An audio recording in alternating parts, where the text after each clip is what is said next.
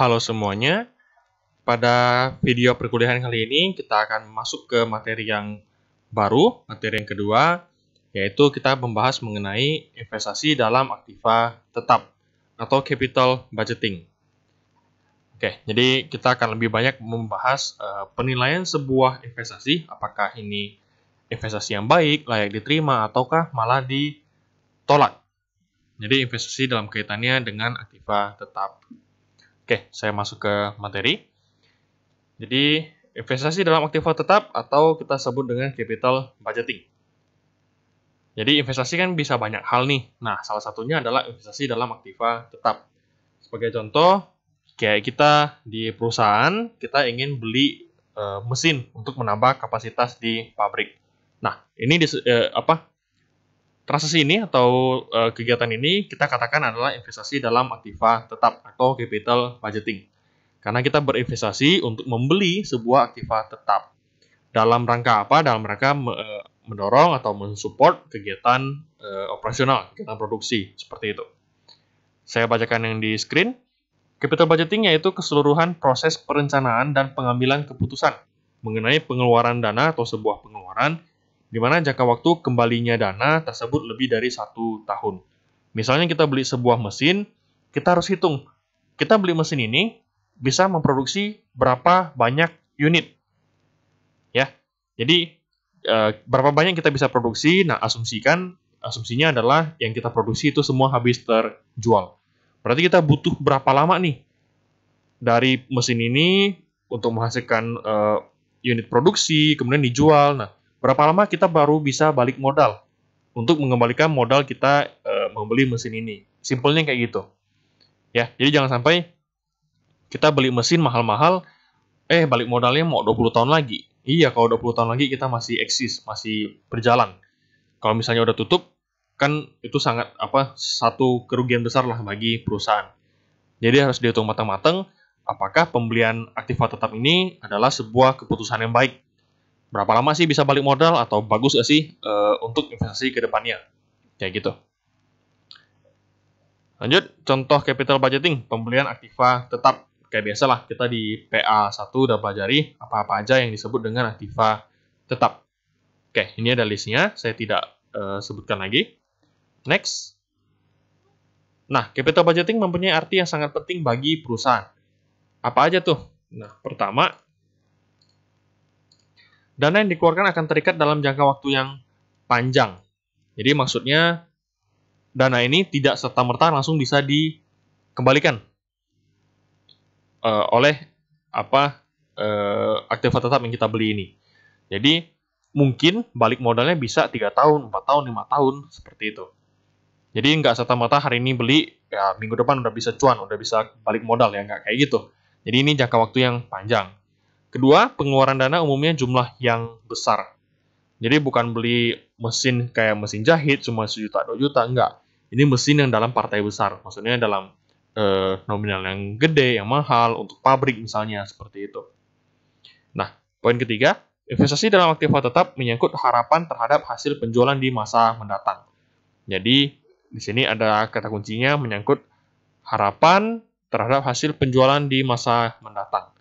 Jadi, kita beli aktiva tetap, ya tentu harus mendukung atau mendongkrak omset kita, penjualan kita. Ya, nah, jadi untuk balik modal harapannya ya tentu dari hasil penjualan di masa mendatang. Nggak mungkin dong kita beli mesin, ujung-ujung malah penjualan kita menurun. Berarti kan itu sangat-sangat keputusan yang kurang baik, kurang tepat. Malah merugikan perusahaan, kayak gitu. Nah, perlu ketepatan dalam memproyeksi jumlah kebutuhan investasi dalam aktiva tetap. Jadi harus kita lihat kita butuhnya berapa, balik modalnya kapan, seperti itu. Nah, jika terjadi kesalahan dalam pengambilan keputusan, akibatnya pasti gede. Ya, ini karena investasi jangka panjang, nominalnya gede, otomatis mengganggu cash flow.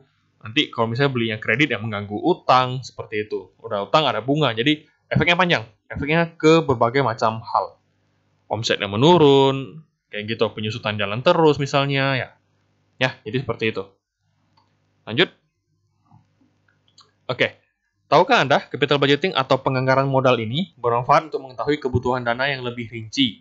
karena dananya itu terikat dalam waktu yang cukup lama. Oke, agar apa? Jadi agar tidak ada terjadinya over investment, jadi enggak yang kita terlalu berlebihan dalam berinvestasi, harusnya cuma sekian, tapi kita mencarikan dana atau menggelontorkan dana sejumlah yang lebih gede, kan sayang gitu. Atau under investment. Nah, selain itu juga capital budgeting ini dilakukan untuk mencegah terjadinya kesalahan dalam decision making. Jadi intinya harus dipikirkan matang-matang lah. Kalau mau beli sebuah aktiva tetap, kita butuh berapa duit, kemudian dia bisa balik modal selama berapa lama, bisa menghasilkan berapa aja, ya. Jadi agar keputusan yang kita bikin dapat membawa dampak yang baik bagi perusahaan. Oke, bentuk-bentuk usul investasi. Jadi apa aja sih? Misalnya kita minta penggantian untuk si aktiva tetap. Kita mau ganti mesinnya, atau misalnya investasi penambahan kapasitas. Mesinnya ada 5, kita mau tambah lagi nih, kita mau tingkatkan penjualan, otomatis produksi harus ditingkatkan. Jadi kita beli 2 mesin lagi misalnya, otomatis kapasitas kita bertambah, kapasitas produksinya bertambah. Ataupun investasi penambahan jenis produk baru. Nah, kita udah punya produk A, produk B, kita mau ciptakan satu lagi produk C, otomatis kita butuh mesin yang baru lagi. Ya, syukur-syukur kalau misalnya teknis teknis kerja mesinnya itu sama. Kalau teknis kerja mesinnya beda, berarti kan mesinnya harus beda dari yang sebelumnya, dari yang kita sudah punya. Kayak gitu. Atau lain-lain. Oke, nah ini metode penilaian investasi. Jadi, di awal tadi kita udah bahas bahwa investasi ini harus diperhitungkan dengan baik. Agar jumlah investasi yang kita gelontorkan dananya, yang kita tempatkan dananya itu bisa membawa efek yang positif bagi perusahaan. Apakah cepat balik modal atau prospek ke depannya bagus, bisa produktif, seperti itu. Nah, apa aja metode yang kita gunakan? Ada 5 di sini. Yang pertama itu accounting rate of return atau ARR, kedua itu payback period, ketiga net present value, keempat benefit cost ratio atau profitability index, kelima ada internal rate of return. Jadi ARR, PP, NPV atau NPV, PI, atau IRR. Kayak gitu. Oke, ini 5 hitungan utama yang akan kita pelajari. Nah, kita mulai dari ARR dulu. Jadi ini cukup simple sih. Nanti pembahasan untuk contoh soalnya di video yang terpisah. Oke, untuk ARR itu sendiri. Jadi accounting rate of return itu perhitungan tingkat keuntungan dari sebuah investasi yang digunakan untuk menghasilkan keuntungan tersebut. Ya, jadi ARR ini adalah perbandingan laba sesudah pajak dengan nilai investasi. Baik, di sini adalah rata-rata laba sesudah pajak atau rata-rata rata-rata AT lah, kita bisa bilang seperti itu. Rata-rata laba kita bagi dengan rata-rata investasi. Nah, rata-rata investasi cara hitungnya adalah nilai investasi plus nilai residu dibagi 2. Oke, dapatlah nanti persentasenya berapa si ARR. Ya, jadi kita di sini adalah membagi rata-rata uang yang kita terima atau laba yang kita hasilkan selama beberapa tahun tertentu dibagi dengan rata-rata investasinya kita. Oke. Makin gede makin bagus karena ya berarti ARR kita itu lebih menghasilkan. Ya, jadi investasi ini lebih menghasilkan. Nah, di sini disebutkan pedoman untuk si ARR. Nah, ARR yang gimana yang bisa dikatakan baik atau investasi ini layak atau ada prospek ini ke depannya. Nah, jika ARR yang pertama ya, jika ARR itu lebih besar daripada required rate of return. Jadi tingkat keuntungan yang diinginkan sama si investor. Misalnya saya maunya return-nya itu 15%. Oke. Nah, ternyata ARR-nya itu 20%. Berarti kan ARR-nya, berarti return-nya dari versi ARR itu lebih gede. Yaitu sebesar 20%, lebih besar daripada required rate of return, tingkat yang kita inginkan. Yaitu misalnya sebesar 10%. Ya. Jadi yang IRR-nya itu 20% lebih gede daripada yang kita syaratkan, yaitu sebesar 10%. Nah, jika seperti itu maka investasinya layak untuk diterima. Sebaliknya, jika IRR-nya lebih rendah daripada return yang kita inginkan atau ROR, maka investasinya kita tolak. Karena di bawah yang kita inginkan, di bawah standar kita. Atau misalnya tidak dikatakan ROR-nya berapa, nah maka yang kalian pilih adalah IRR yang tertinggi. Jadi return yang paling tinggi antara beberapa investasi tersebut. Oke, kelebihannya metode IRR adalah perhitungan ini cukup sederhana, cukup praktis, karena ini kan IRR, Counting Rate of Return. Dia pakainya data akuntansi di perusahaan. Jadi lebih simpel, lebih praktis. Nah, cuman kelemahannya adalah metode ini mengabaikan faktor time value of money. Jadi dia mengabaikan adanya perubahan nilai si uang dari tahun ke tahun. Jadi anggapannya lempeng gitu, kondisinya tetap stabil. Tidak ada yang faktor lain yang mempengaruhi, kayak gitu.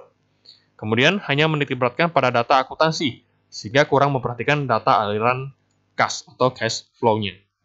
Yang ketiga, merupakan pendekatan jangka pendek dengan menggunakan angka rata-rata yang dapat menyesatkan. Jadi ini hanya berupa angka-angka, perhitungan rata-rata, ya cuma angka sih. Makanya di sini dikatakan dapat menyesatkan. Ya, ini jangka pendek. Kalau jangka panjang mungkin agak susah. Lanjut, kurang memperhatikan lamanya jangka waktu investasi. Seperti itu. Nanti lebih rincinya kita bahas di contoh soal ya. Lanjut, kedua, payback period. Nah, payback period ini adalah simpelnya gini. Investasi yang kamu berikan ini, berapa lama sih bisa balik modal? Nah, ini dikatakan payback period. Jadi lama waktu kamu bisa di payback, kamu bisa menerima kembali investasi kamu. Ya, jadi cara hitungnya adalah nilai investasi dibagi dengan proceeds atau cash flow-nya. Misalnya investasi kamu 10 juta. Kemudian setiap tahunnya kamu bisa terima uang sebesar 2,5 juta deh. Berarti cash flow-nya 2,5 juta. Berarti investasi kamu 10 juta, tiap tahunnya kamu terima 2,5 juta. Nah, payback periodnya berapa? Berarti 10 juta bagi 2.500.000. Dapatlah 4 tahun. Kamu baru bisa balik modal. Simpelnya kayak gitu. Oke. Nah, payback period mana sih yang lebih baik? Ya tentu kamu pengen balik modalnya lama atau cepat. Investasi yang baik, ya makin cepat dia balik modal makin bagus kan? Maka dikatakan di sini payback period yang lebih pendek atau lebih singkat itu yang lebih baik yang diterima. Kalau lebih panjang atau lebih lama itu ditolak. Ya. Ataupun kalau misalnya kalian disuruh pilih ya, pilih payback period yang paling pendek, yang paling cepat balik modal lah, kayak gitu. Oke, kelebihannya adalah sederhana, praktis, mudah penggunaannya, serta dapat mengetahui lama atau berapa lama sih waktu yang kita butuhkan untuk balik modal. Nah, kelemahannya adalah, sekali lagi, metode ini hanya pakai angka yang ada, jadi dia mengabaikan time value of money. Lanjut, mengabaikan penerimaan investasi sesudah payback period tercapai. Jadi hanya dia cuma mau tahu berapa lama sih balik modal, tapi dia tidak memperhatikan cash flow yang masuk untuk tahun-tahun setelahnya. Jadi patokannya adalah cuma balik modal, bukan jangka panjang, kayak gitu. Ketiga, bukan sebagai alat untuk mengukur tingkat keuntungan perusahaan, melainkan hanya untuk mengukur rapidity atau tingkat kecepatan pengembalian dana, tingkat seberapa cepat balik modalnya. Oke, ini contohnya kurang lebih kayak yang tadi lah. Jadi kita berinvestasi 23,4 miliar, setiap tahun kita bakal dapat 2,4 miliar. Jadi kita investasi 23,4 miliar, nah, per tahunnya kita bisa dapat uang sebesar 2,4 miliar. Berarti berapa lama tuh balik modalnya? Nanti kalian kalikan 1 tahun. Sama dengan 9,75 tahun. Tulis gini nggak masalah sih, 9,75 tahun. Ya, atau 9 tahun 9 bulan. Seperti itu. Jadi kita butuh waktu 9,75 tahun untuk balik modal. Lanjut. Yang ketiga, kita menghitung net present value. Nah, net present value ini adalah selisih antara nilai sekarang dari aliran kas masuk bersih yang diharapkan akan diterima di masa mendatang. Jadi, tahun pertama kita bakal dapat uang berapa? Atau cash flow yang masuk, lebih simpelnya ya. Tahun pertama kita bakal dapat uang berapa dari investasi ini? Nah, tahun kedua kita dapat berapa? Tahun ketiga dapat berapa? Keempat dapat berapa? Kelima dapat berapa? Oke, itu kan kita bahas mengenai masa depan. Nah, tahun pertama, kedua, ketiga, keempat, kelima. Kita punya masing-masing angka untuk si kas masuknya. Oke, pertanyaan adalah kita harus menghitung nih. Berarti dari tahun pertama, kedua, ketiga, keempat, kelima itu, kalau kita tarik ke present value, ke nilainya sekarang, itu berapa sih nilainya? Kayak gitu. Nah, kita bandingkan dengan jumlah yang harus kita keluarkan. Jadi, kita bandingkan dengan nilai sekarang dari pengeluaran investasinya kita. Simpelnya gini, uang yang kamu terima 5 tahun mendatang, itu nilai sekarangnya berapa sih? Nah, kita bandingkan dengan investasi yang akan kita keluarkan. Jika misalnya uang yang masuk selama 5 tahun mendatang itu present value-nya itu lebih gede daripada uang yang sekarang harus kita gelontorkan, berarti kan itu baik. Ya, berarti investasi ini bisa menghasilkan keuntungan karena nanti hasilnya bakal melebihi uang yang kita keluarkan pada awal atau pengeluaran investasinya kita. Nah, namun jika present value of proceeds-nya atau present value dari uang yang kita terima selama 5 tahun itu present value-nya lebih kecil dari uang yang kita harus investasikan sekarang, berarti kita tolak aja investasinya. Kenapa? Karena kita investasinya sekarang sekian. 5 tahun lagi nilainya malah lebih rendah. Ngapain kita investasi? Kan seperti itu simpelnya. Oke, jadi begitu konsepnya. Nah, rumusnya adalah NPV sama dengan present value of proceeds atau present value dari uang yang kita terima selama beberapa tahun mendatang dikurangi dengan present value of outlays atau present value of investment. Present value dari uang yang harusnya sekarang kita keluarkan. Kayak gitu. Oke, jika NPV-nya positif berarti kita terima. Ataupun jika PV of proceeds lebih besar daripada PV of outlays. Jadi present value dari uang yang kita terima 5 tahun mendatang itu lebih gede dari present value uang kita yang sekarang, maka kita terima. Kalau lebih kecil kita tolak. Ataupun NPV-nya negatif, kita tolak. Kayak gitu. Nah, jika kalian diminta untuk membandingkan beberapa usul investasi, maka kalian harus pilih NPV yang positif. Pertama positif, kedua yang tertinggi atau terbesar. Kayak gitu. Walaupun sama-sama positif ya sama-sama untung sih, tapi kita harus melihat keuntungan mana yang paling besar. Kayak gitu. Oke. Nah, perhitungan yang keempat itu benefit cost ratio atau BCR atau profitability index atau PI. Oke. Jadi ini hitungannya sama kayak NPV, nanti pada saat pengerjaan soal, tabelnya pakai satu aja. Karena sama-sama pakai data PV, present value of proceeds per present value of outlays atau investment. Kalau ini dibagi, kalau tadi NPV itu kita kurangi di sini. PV of proceeds kurangi PV of outlays. Oke. Jadi kita bandingkan, nah, jika PV of proceeds-nya lebih besar daripada PV of outlays atau investment, maka kita terima investasinya. Ya, jadi konsepnya sama, pokoknya kalau uang yang kita terima 5 tahun mendatang itu punya present value yang lebih besar daripada uang kita sekarang, maka kita boleh terima investasinya. Berarti kalau dibagi hasilnya itu lebih dari 1, maka kita terima. Namun jika kurang dari 1, berarti itu PV of proceeds-nya lebih kecil dari PV of investment, maka kita tolak.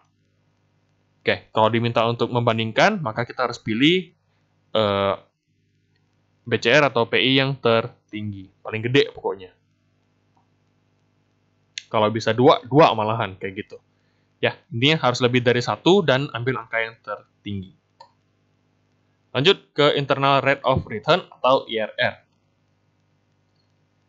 Baik, jadi di IRR ini merupakan suatu tingkat bunga atau discount rate ya, yang akan mempersamakan present value of proceeds sama dengan present value of outlays. Atau IRR adalah menunjukkan suatu tingkat bunga pada level NPV sama dengan 0. Oke, jadi nanti bakal kita ada beberapa perhitungan. Nah, jadi ini rumus yang pertama. IRR itu sama dengan P1. P1 itu apa? Berarti tingkat bunga yang pertama atau NPV yang kamu hasilkan dikurangi C1 itu NPV yang pertama dikalikan, ini kali ya, dikalikan P2 kurangi P1 per C2 kurangi C1. Nanti pada saat pengerjaan baru kita lihat deh. Kalau sekarang mungkin kalian agak bingung. Oke, lanjut. Nah, ini beberapa tahapannya. Jadi, pertama-tama hitung NPV dari suatu, kalian kita cari dulu NPV-nya. Oke. Baik, jadi pertama kali kita hitung dulu NPV-nya dengan discount rate yang sudah ditentukan di soal. Jadi kita hitung NPV-nya dulu, udah dapat hitungannya. Nah, misalnya NPV kamu itu positif. Jadi misalnya 1M misalnya atau 1 juta, itu kan positif. Nah, jika hasilnya positif, maka kamu harus hitung lagi NPV-nya dengan tingkat bunga yang kamu ubah. Misalnya di sini tingkat bunganya itu 19%. Hasilnya positif. Berarti kamu harus hitung lagi NPV yang lain dengan tingkat bunga yang berbeda. Sampai hasilnya itu NPV-nya negatif. Jadi kalau ini positif, berarti hitung sampai NPV-nya ini negatif. Nanti misalnya bunganya sampai 25% misalnya. Baru dapat NPV yang negatif. Berarti kita pakai 25%. Oke, kalau misalnya NPV-nya sini negatif, ini di bawah hasilnya negatif, maka ganti bunganya, kita kurangi bunganya sampai mencapai NPV yang positif. Ya, mungkin kalian agak bingung, nanti bakal lebih jelas di latihan soal atau di contoh soal. Oke, cara ini terus kita lakukan sampai ditemukan 2 buah NPV. Di mana satu NPV bernilai positif dan satunya lagi negatif. Intinya kita harus cari IRR-nya ini, berarti itu IRR adalah mencari NPV sama dengan 0. Nah, 0-nya ini di tingkat bunganya, persen bunga yang berapa? Kayak gitu. Kita harus cari dia di tingkat persen bunga yang berapa untuk mendapatkan NPV yang 0. Nanti bakal kita coba untuk kerjakan. Oke, syaratnya adalah IRR ini jika lebih besar daripada rate of return yang kita inginkan atau return yang kita mau, maka harus kita terima. Namun kalau IRR-nya itu lebih rendah dari rate of return yang kita inginkan, maka ditolak. Ya, kayak gitu. Namun kalau disuruh pilih, maka harus pilih IRR yang setinggi-tingginya. Yang paling tinggi lah, itu yang kita terima. Kayak gitu. Oke, kelebihan metode NPV, BCR atau PI, dan IRR adalah mereka memperhitungkan time value of money. Ya, jadi ada perhitungan persentase discount rate-nya nanti. Jadi di sini perhitungan ada memperhitungkan mengenai time value of money, maka lebih baik harusnya. Karena kalau kita cuma hitung-hitungan gitu, kita mengabaikan yang namanya inflasi, mengabaikan yang namanya bunga, maka yang kita hitung ini bisa bias. Karena kita tidak memasukkan faktor yaitu time value of money. Kayak gitu. Oke, yang kedua adalah sudah memperhitungkan seluruh penerimaan investasi selama lifetime si investasi tersebut. Oke, kita masuk ke contoh soal. Saya pisah di video satunya agar lebih memudahkan. Oke, jadi saya lanjut di video yang satunya lagi ya. Silakan dilanjutkan di video yang akan saya share berikutnya. Terima kasih.